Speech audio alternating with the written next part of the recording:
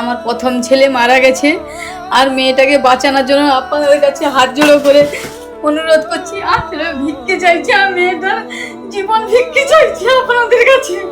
আপনারা চাইলে আমার মেয়েকে সুস্থ করে আমাদের কাছে ফিরে দিতে পারেন। শুধুই জবাব খুঁজে যায়, তোর ভুলেরই মাসুল তোকেই গুনতে।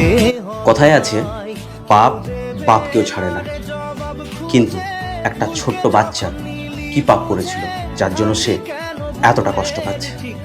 আমার মেয়েটার হার্ট ট্রান্সফার করাতে হবে। এই পেটে জল জমা হয়ে গেছে, পা দুটো ফুলে গেছে, প্রচুর কষ্ট পাচ্ছে, কিন্তু ডাক্তারবাবু বলেছে যে 1 মাসের মধ্যে পয়সা জমা দিলে ওর হার্ট ট্রান্সফার করাতে হবে।